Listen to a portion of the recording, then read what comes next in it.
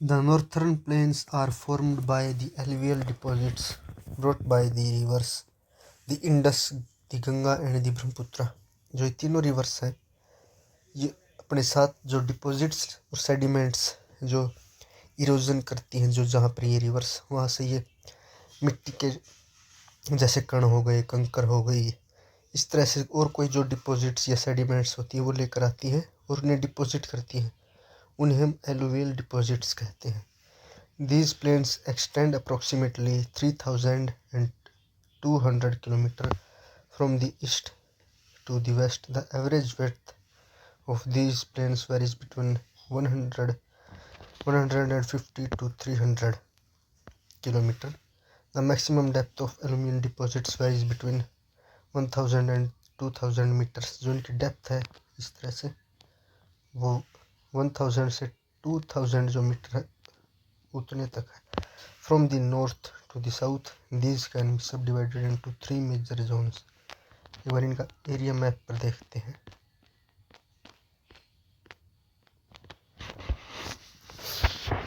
देखिए लिख रखा है यहाँ पर दी नॉर्थर्न प्लेन्स।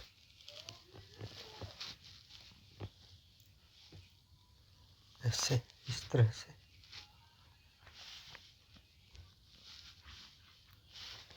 नॉर्थ रीजन में इंडिया के नॉर्थर्न प्लेन्स हैं।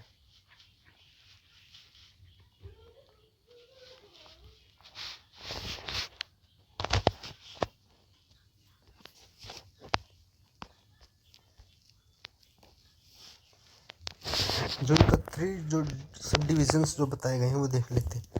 The Bhabar, Terai and the alluvial plains।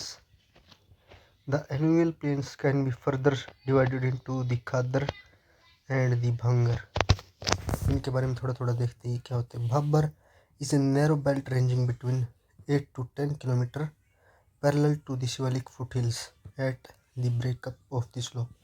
जैसे ये शिवालिक जो माउंटेन्स है, उनके बिल्कुल फुट हिल्स पर जो एक नैरो बेल्ट पाई जाती है सेडिमेंट्स की, उसको हम कहते हैं भाबर। मतलब सबसे पहले ये पाई जाती है। As a result of this, the stream and rivers coming from the mountains deposit heavy materials of rocks and boulders and at times disappear in this zone। South of the Bhabar is the Trai belt। जो south है वो भाबर के वो try belt है। ऐसे इस तरह से नॉर्थ इंडियन प्लेन्स में विद एन अप्रोक्सीमेटली विड्थ, जो इसकी विड्थ है वो 10 to 20 किलोमीटर है। Where most of the streams and rivers reemerge without having any properly demarcated channels, thereby creating marshy and swampy conditions known as thrais। जो marshy and swampy condition होती हैं, water logged condition होती है, मतलब water होता है वो उस रीजन में बहुत सारा, उसे हम तराई कहते हैं।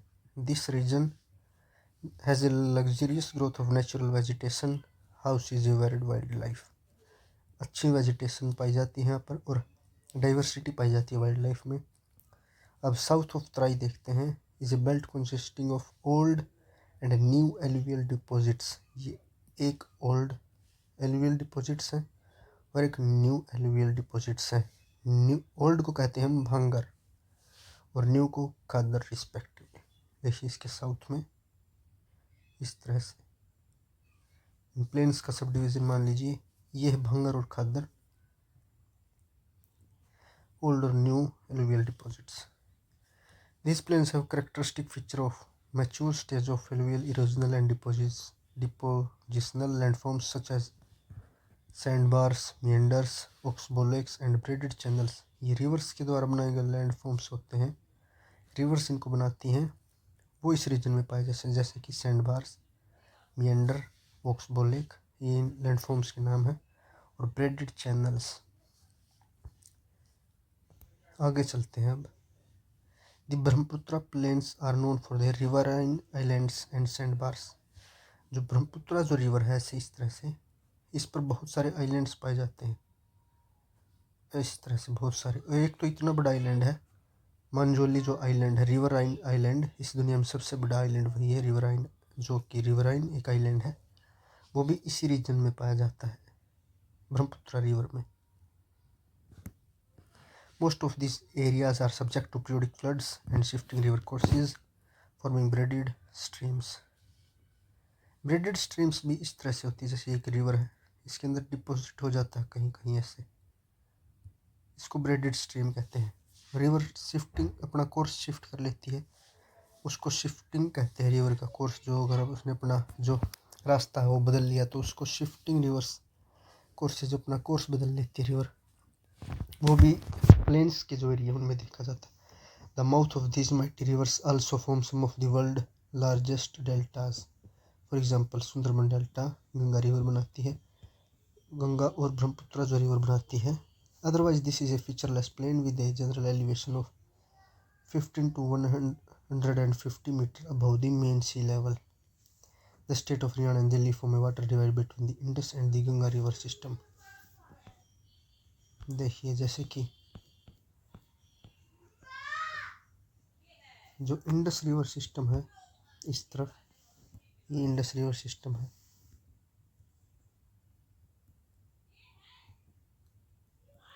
और इस तरफ है जो गंगा रिवर सिस्टम है। यहाँ पर दिल्ली और हरियाणा है जो ये वाटर डिवाइड फॉर्म करते हैं इन दोनों के बीच में, इन दोनों रिवर सिस्टम्स के बीच में। इधर ये रिवर फ्लोज होंगे, इधर प्लेन्स में ये रिवर फ्लो होंगे।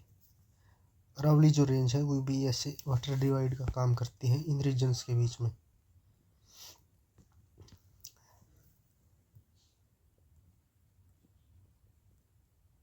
As opposed to this, the Brahmaputra river flows from the northeast to southeast direction before it takes an almost 90 degree southward turn at Dhubri before it enters into Bangladesh.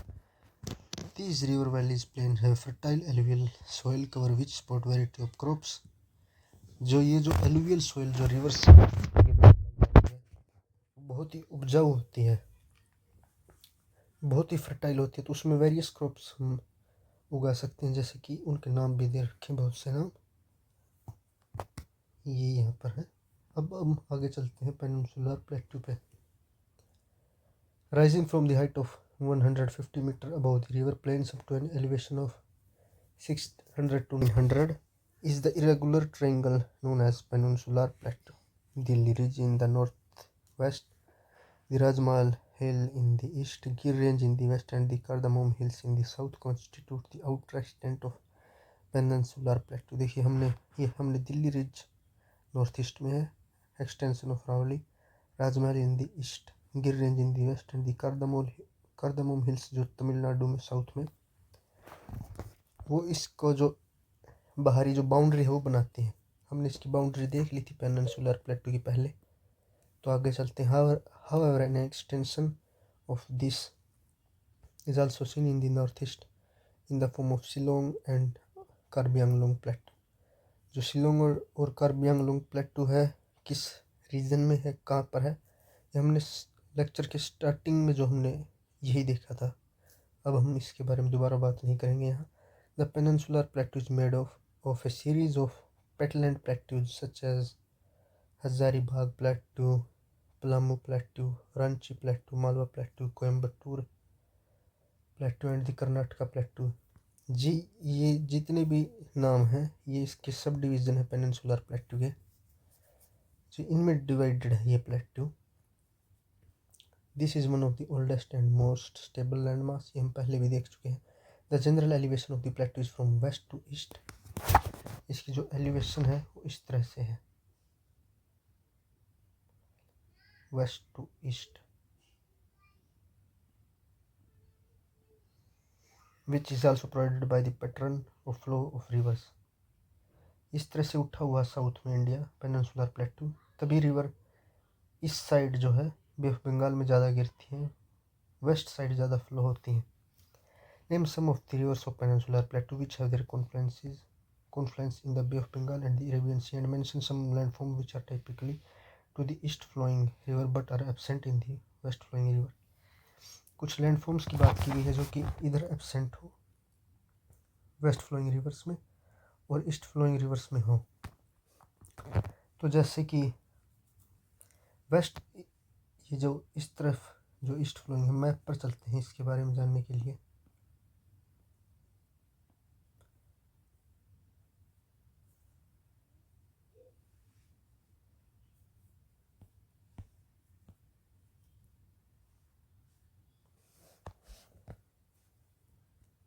देखिए जैसे कि ये जो east flowing rivers हैं वो सब delta बनाती हैं इन रीजन्स में। जैसे महानदी यहाँ पर गिरती है तो डेल्टा बनाती है, गोदावरी बे ऑफ बंगाल में गिरती है तो यहाँ पर डेल्टा बनाती है। लेकिन जो ईस्ट फ्लोइंग रिवर्स हैं, ये देखिए नर्मदा, तापी और माही, ये डेल्टा नहीं बनाती, एस्चुरी बनाती हैं, जो कि डेल्टा से अलग होता है। मतलब कि वो सेडिमेंट्स होते हैं वहाँ पर, वो डिपॉजिट नहीं होते हैं इनके, तब ये अरेबियन सी में जैसे गिरती हैं यहाँ पर, तो यहाँ पर सेडिमेंट डिपॉजिट न होकर या तो नीचे चले जाते हैं ओशियन में या आगे चले जाते हैं। तो ये एक तरह से सॉल्ट वाटर और जो रिवर्स का जो वाटर है उनका मिक्सचर होता है ये रीजन। यहाँ पर ये डेल्टास नहीं बनाती, तो ये एक लैंड फॉर्म जो डिफरेंस है इनके लैंड फॉर्म्स में, ये एक डिफरेंस है। काफ़ी बार कई एग्ज़ाम्स में ये पूछा जाता, तो ये याद रखिएगा इनका डिफरेंस क्या है इन रिवर्स में। मेन डिफरेंस एक यही है। मैं ऊपर लिख देता हूँ, जैसे कि east flowing river, following rivers, Narmada, Tapi,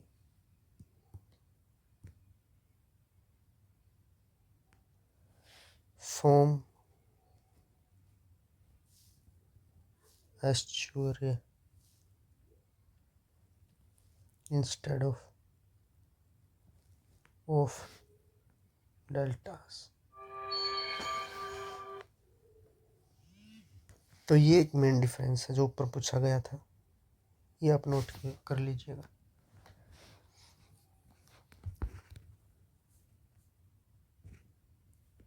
Some of the important physiographic feature of this region are tors, block mountains, rift valleys. Rift valleys हमने पहले भी देखा था, इस तरह से रिफ्ट वैलीज होती हैं।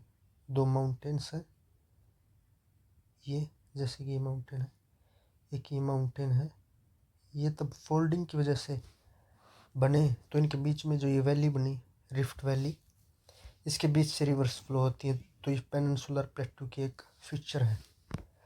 ब्लॉक माउंटेन्स जैसे कि ये जो लैंड ऊपर की तरफ उठ गया है किसी टेक्टोनिक एक्टिविटी की वजह से,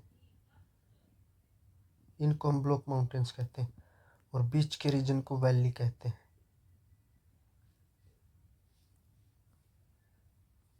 तो ये ब्लॉक माउंटेन्स होते हैं। इस रीजन में ब्लॉक माउंटेन्स भी मिलते हैं, रिफ्ट वैलीज में मिलते हैं, bare rock structures offering natural sites for water storage. The western and northwestern part of the plateau has an emphatic presence of black soil। यहाँ पर ब्लैक सॉइल पाई जाती है जो कि कॉटन कल्टीवेशन के लिए बहुत ही फेवरेबल होती है।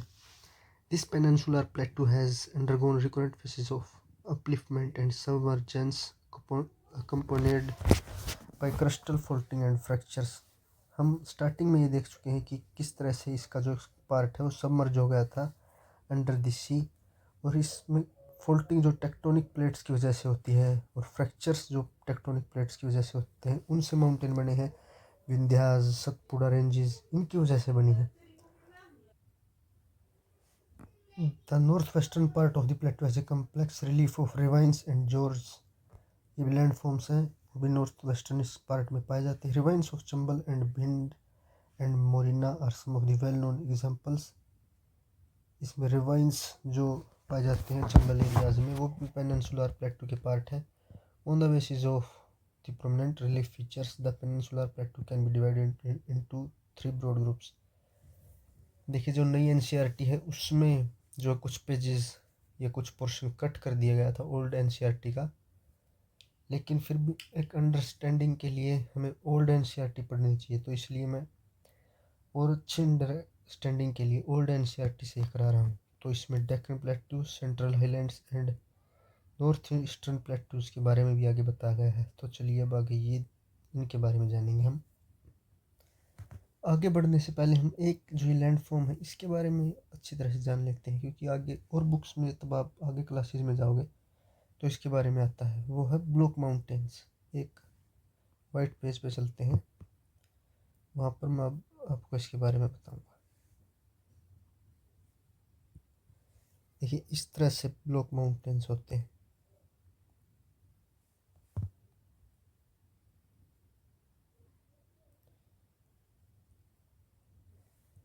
जो टेक्टोनिक एक्टिविटीज़ होती हैं उनकी वजह से ये फ्लैट टॉप जो माउंटेन्स होते हैं वो बनते हैं। टेक्टोनिक एक्टिविटीज की वजह से जो ये अपलिफ्टेड पार्ट होता है ये उभर के आता है, और एक जो थ्रस्टेड लैंड होता है सिन वैली, या इसका ग्रेबन जो होता है दूसरा नाम होता है। जैसे कि अपलिफ्टेड जो ब्लॉक्स होते हैं, फ्लैट टॉप ब्लॉक्स जो टेक्टोनिक फोल्डिंग की वजह से बनकर आते हैं, उन्हें हम कहते हैं block mountains.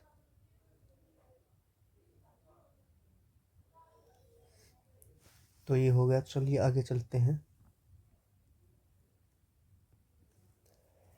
Deccan Plateau. This is bordered by the Western Ghats in the west, Eastern Ghats in the east, and the Satpura, Maikal, and the Mahadev Hills in the north.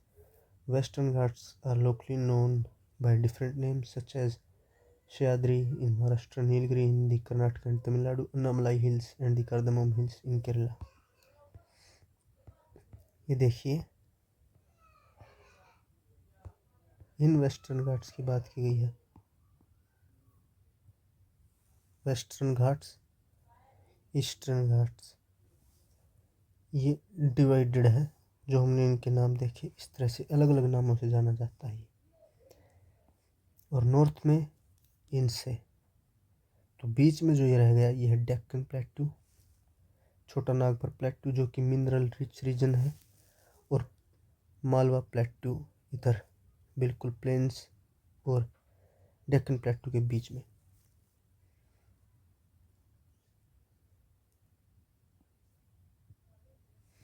Western Ghats are comparatively higher in elevation and more continuous than the eastern Ghats. इसको mark कर देता हूँ। किसी भी exam में इसके बारे में ऐसे बिल्कुल स्टेटमेंट दे के पूछ सकता है एग्जामिनर कि ये वेस्टर्न घाट्स हाइयर हैं या ईस्टर्न घाट्स हाइयर हैं। तो वेस्टर्न घाट्स हाइयर हैं और मोर कंटिन्यूस हैं than eastern Ghats. Their average elevation is about 1500 meter with the height increasing from the north to south. Annamuddai, the highest peak of the peninsular plateau, is also located on the Annamalai Hills of the Western Ghats, followed by Dodabeti on the Nilgiri Hills. ये भी map में देखेंगे।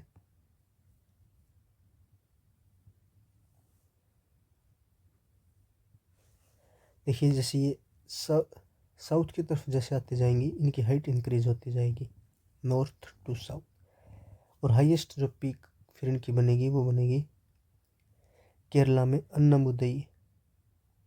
अन्नामलाई जो hills हैं south Kerala यहाँ केरला में, वह Annamalai hills में अन्नामुदई जो है इनकी हाईएस्ट पीक है, जिसकी यहाँ पर दे भी रखा 2695 मीटर इनकी हाइट है।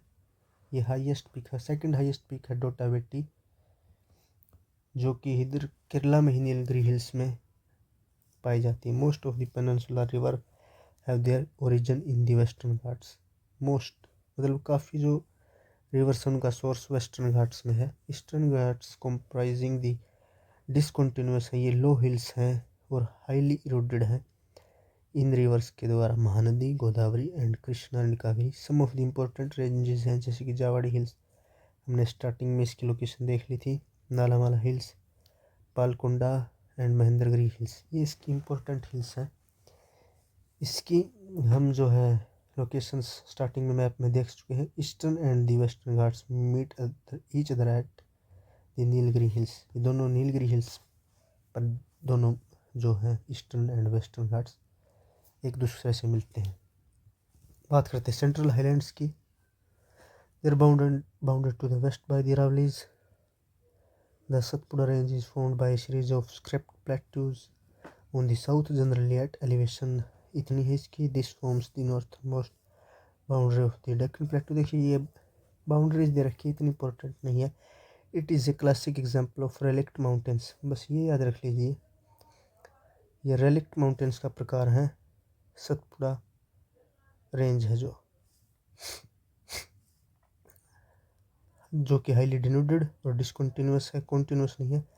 The extension of the peninsular plateau can be seen as far as Jaisalmer in the west, where it has been covered by the longitudinal sand ridges and the crescent shape sand dunes called barkhans, जो landforms होते हैं जैसे एक प्रकार के जो desert में मिलते हैं वो यहाँ पाए जाते हैं। This region has undergone metamorphic processes in its geological history which can be corroborated by the presence of metamorphic rocks such as marble, slate and genesis। इस रीजन में ये रॉक्स पाए जाते हैं। एलिवेशन दी गई है इस रीजन की इतनी, the mean sea level it slope toward the north and north eastern direction. Most of the tributaries of river Yamuna have their origin the Vindhyan and Kaimur ranges हैं, जो माउंटेन रेंजेस उनमें जो Yamuna river का के tributaries का origin है। बानस is only significant tributary of the river Chambal that originate from the Aravali in the west. An eastern extension of the central highland is formed by the Rajmahal Hills, to the south of which lies a large reserve of mineral resources in the Chota Nagpur Plateau। Rajmahal hills है जो छोटा नागपुर प्लेटू में है, वो छोटा नागपुर प्लेटू है वो हमारे इन सेंट्रल हाईलैंड्स का पार्ट है जो कि मिनरल रिसोर्सेज से रिच है। अब नॉर्थ ईस्टर्न प्लेटू की बात करते हैं, the extension of main peninsular plateau. It is believed that due to the force exerted by the northeastward movement of the Indian plate at the time of Himalayan origin, a huge fault was created between the Rajmahal Hills and the Meghalaya Plateau। ये हम starting में देख चुके हैं, जो fault create किया गया plates की मूवमेंट के द्वारा राजमहल हिल्स और मेघालय प्लेटू के बिटवीन जो फॉल्ट था। Later this depression got filled by the deposition activity by numerous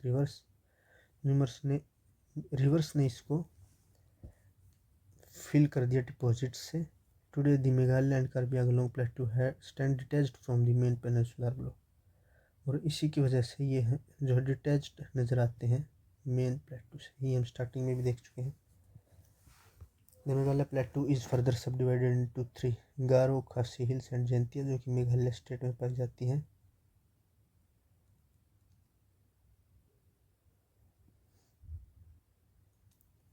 named after the tribal groups inhabiting this reason.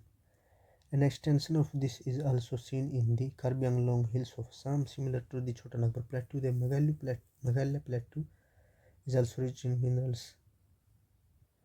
जैसे छोटा नागपुर प्लेटू में ये मिनरल्स पाए जाते हैं, उसी तरह मेघालय प्लेटू में भी ये मिनरल्स पाए जैसे जैसे कोल और iron, limestone etc। This area receive maximum rainfall from the south west monsoon. As a result, the Meghalaya plateau has a highly eroded surface। Cherrapunji displays a very rock structure devoid of any permanent vegetation। अब अगले physiographic sub division पर चलते हैं, जो है Indian desert. To the north west of the Aravalli hills lies Indian great Indian desert. It is a land of undulating topographic dotted with dunes and barchans, जो कि desert के इरोजनल लैंडफॉर्म्स हैं। इस रीजन रिसीव लो rainfall होती है इस region में। It is arid climate with low vegetation होता है यहाँ पर। It is because of these characteristic features that this is also known as Marusthali. It is believed that during the Mesozoic era this region was under the sea, क्योंकि यहाँ पर बहुत सारे अवशेष पाए जाते हैं जो कि जैसे कि फोसिल्स हो गए, ओशियन में जो एनिमल्स पाए जाते हैं उनके फोसिल्स यहाँ पाए जाते हैं। This can be corroborated by the evidence available at Wood Fossil Park at Akal and marine deposit around Bharmar near Jaisalmer। The approximate age of the wood fossil is estimated to be 180 million years। Through the underlying rock structure of the desert is an extension of peninsular plateau, yet due to the extreme arid condition its surface features have been carved by physical weathering and wind actions। जो physical weathering होती है ये एक प्रकार से landform को ख़त्म कर देती है। वेदरिंग एक तरह से कटिंग कह सकते हैं। वाइंड एक्शंस में जैसे वाइंड इरोजन करती है, मतलब कि किसी लैंडफॉर्म को कट करती है, तो ये एक तरह से एक्सोजेनिक फोर्सेस के द्वारा किए जाते हैं। ये हम जो हमारी दूसरी बुक है उसमें पढ़ेंगे, जैसे कि फिजिकल वेदरिंग कैसे होती है। तो ये बताएगा कि इनकी वजह से जो ये लैंड है बिल्कुल इरोडेड हो चुका है, फीचरलेस हो चुका है। Some of the well pronounced desert land features present here are mushroom rocks. देखिए इस शेप्स का जैसे मशरूम रॉक होता है, इरोजन जैसे एयर जो होती है इस डायरेक्शन में नीचे से इरोजन कर देती है, ऊपर से रह जाता है, तो ये मशरूम रॉक्स बन जाते हैं। शिफ्टिंग ड्यून्स, ड्यून्स जैसे आपने कई बार देखा भी होगा डेजर्ट में, इस तरह से ऐसे ड्यून्स बन जाते हैं। तो ये जो एयर विंड्स जो होती है उनसे डिपॉजिट होने के बाद बनते हैं oasis, mostly in its southern parts. Oasis ऐसे खड़े होते हैं जिनमें थोड़ा बहुत पानी होता है। चलिए आगे चलते हैं। ये इम्पोर्टेंट नहीं है कुछ, ये देखते हैं। Most of the rivers in this region are ephemeral, मतलब कि इसका मतलब होता है कि जो रिवर आती है इस रीजन में वो इसी रीजन में सूख जाती है, ना ही वो किसी लेक में गिरती है, ना ही किसी सी में जो होती है गिरती नहीं है। जैसे कि एग्जांपल दिया गया है, the Luni river flowing in the southern part of the desert is of some significance. Low precipitation and high evaporation make its water deficient region. There are some streams which disappear out after flowing for some distance and present a typical case of inland drainage by joining a lake or playa. या तो वो इस reason के अंदर सूख जाती हैं बहते हुए, या किसी प्लाया में जाकर मिल जाती है। The lakes and the playas have brackish water, which is the main source of obtaining salt in these desert regions. आगे चलते कोस्टल प्लेन्स। हमारी जो कोस्ट है वो टू सब डिविजन्स में बांटी जा सकती है, western coast and eastern coast. Western coastal plain are an example of submerged coastal plain. ये हम देख चुके हैं कि जो वेस्टर्न जो पार्ट है वो सबमर्ज्ड है into the sea. It is believed that the city of Dwarka which was once part of the Indian mainland situated along the west coast submerged under the sea. Because of this submergence, it is a narrow belt and provides natural condition for the development of ports and harbors.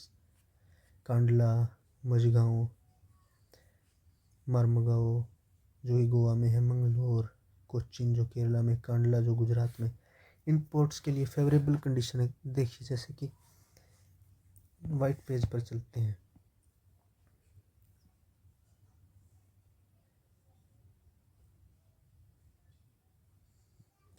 Harbours की जो या ports होते हैं या harbours की जो formation होती है जो हम बनाते हैं उसके लिए मोस्ट इम्पोर्टेंट होता है deep sea.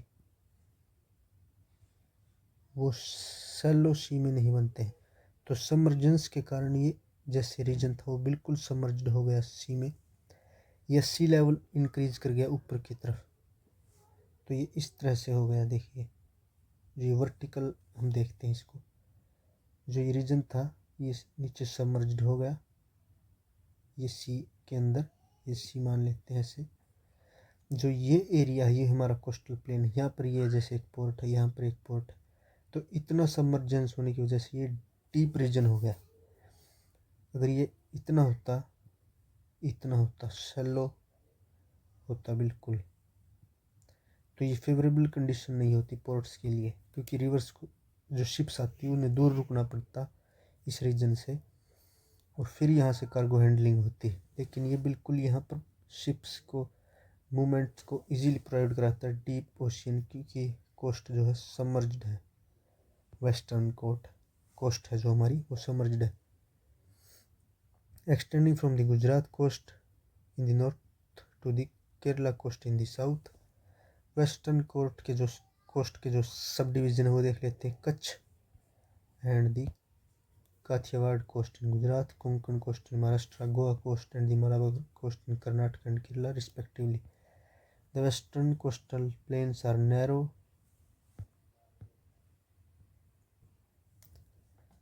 in the middle and get broader toward the north and the south. River flowing through this coastal plain do not form any delta. The Malabar coast has got certain distinguished features in the form of kayals, backwaters. जो कयाल्स होते हैं उन्हें backwaters कहते हैं, जो इस region की speciality which are used for fishing, inland navigation and special attraction for tourist. Every year famous Nehru trophy Vallamkali boat race is held in Punnamadakayal in Kerala.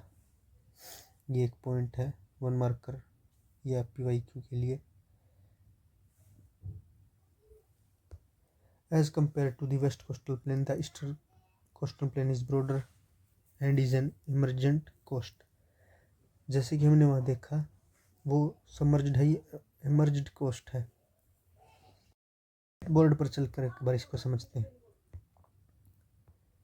देखिए जैसे मैंने ये लिख दिया यहाँ पर, जैसे ये जो रीजन था इस कोस्ट में ये एमर्ज कर गया है. एमर्ज्ड मतलब कि या तो जो ये कोस्टल के पास जो लैंड है या तो ये ऊपर की तरफ आ गया ओशन से, या सी लेवल डिक्रीज हो गया है. मतलब कि ये शैलो वाटर्स हैं, इनका जो लेवल है बिल्कुल लो है, डीप नहीं है यहाँ पर ओशन. तो ये ऊपर जो पास में ही है बिल्कुल लैंड के ऊपर की तरफ उठ गया, तो रिवर्स जो भी सेडिमेंट्स लाती हैं वो इजीली यहाँ पर डिपॉजिट हो सकता है इससे, और वो डेल्टास बना सकती है. तो यहाँ पर जो सी लेवल है वो डिक्रीज़ कर गया है, लो चला गया है, और ये शैलो वाटर है, या तो लैंड अब एमर्ज हो गया है या सी लेवल डिक्रीज़ कर गया है, उसकी वजह से ये शैलो वाटर है.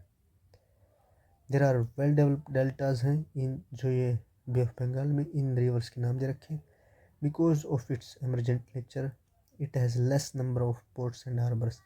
ये हमने पहले भी जिक्र किया है, यहाँ पर शैलो वाटर है, डीप ओशन नहीं है, तो शिप्स के आने में प्रॉब्लम होगी.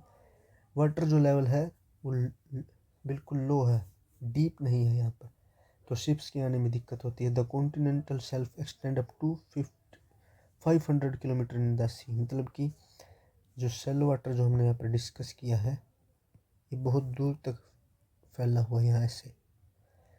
तो शिप्स के आने के लिए फेवरेबल कंडीशन नहीं है, लेकिन कुछ सब पोर्ट्स के लिए नहीं, कुछ पोर्ट्स के लिए, कुछ पोर्ट्स तो इस रीजन में भी हमें मिल जाते हैं. Which make it difficult for the development of good ports and harbours. Name some port on the eastern coast. जैसे कि विशाखापट्टनम पोर्ट है आंध्र प्रदेश में, कुछ पोर्ट तो हैं, और कोलकाता पोर्ट है वेस्ट बंगाल में. तो ऐसे कुछ पोर्ट्स तो हैं, लेकिन ज़्यादा फेवरेबल कंडीशन नहीं है ये शैलो वाटर्स एमरजेंट कोस्ट में. एमरजेंट कोस्ट और सबमर्जेंट कोस्ट ये याद रखिएगा, इनका मतलब याद रखिएगा जो मैंने समझाया आपको. लास्ट सब डिवीज़न करते हैं आइलैंड्स. इंडिया के आइलैंड्स 2 मेजर ग्रुप्स हैं, 1 बे ऑफ बंगाल में, अदर अरेबियन सी में. बे ऑफ बंगाल में ज़्यादा आइलैंड्स हैं जिनका नाम है Andaman and Nicobar. These are रफली situated between 6 degree north to 14 degree north and 98 degree east to 94 degree east. The two principal group of islets include Ritchie Archipelago and the Labyrinth Island. The entire group of island is divided into two broad categories: the Andaman in the north and Nicobar in the south. They are separated by a water body which is called the 10 degree channel. देखिए काफ़ी exams में पूछा जा चुका है. जो हमारा अंडमान इन the north and Nicobar in the south है वो सेपरेटेड बाय है 10 डिग्री चैनल. ओशियन में जैसे 10 डिग्री जो लैटिट्यूड होता है वो जाता है वहाँ से, तो वो उसके द्वारा सेपरेटेड है, तो हम उसको 10 डिग्री जो ऐसे वाटर बॉडी होती है उसको चैनल कह देते हैं. 10 डिग्री इन दोनों को ऐसे सेपरेट करता है. It is believed that these islands are an elevated portion of the submarine mountains. का ये पोर्शन है. However, some smaller islands are volcanic in origin. मतलब कि वोल्केनोज के द्वारा कुछ आइलैंड्स बनाए गए हैं, जैसे कि बैरन island, the only active volcano in India, is situated in the Nicobar. Some important mountain peaks in Andaman and Nicobar Islands are Saddle Peak, North Andaman, Mount Diawalo, Mount Koyob, south Andaman and mount Thuillier, great Nicobar, इनको याद रखिएगा। The coastal line has some coral deposits भी हैं, beautiful beaches हैं, convectional rainfall होती हैं, equatorial type of vegetation Andaman Nicobar में पाई जाती है, मतलब कि वो एवरग्रीन होती है, सदाबहार। जो नेक्स्ट आइलैंड ग्रुप है अरेबियन सी में Lakshadweep and Minicoy, these are scattered हैं इस लैटिट्यूड से इस लॉन्गिट्यूड के बीच में। These islands are located at a distance of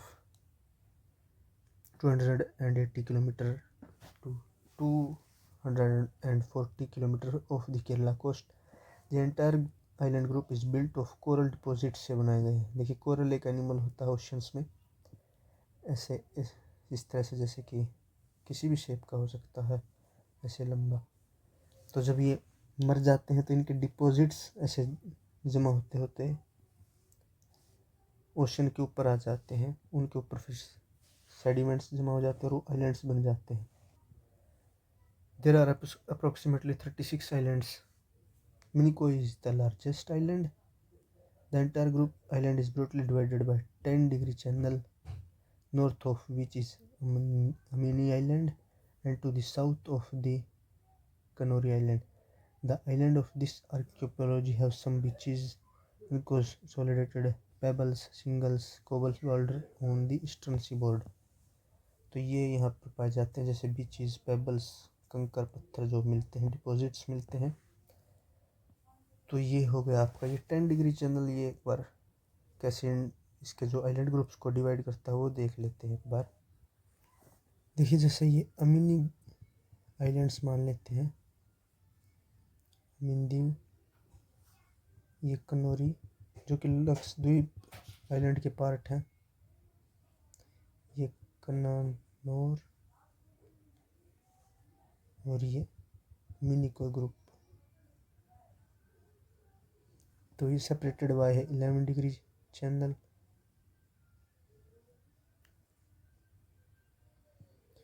और ये 9 डिग्री चैनल।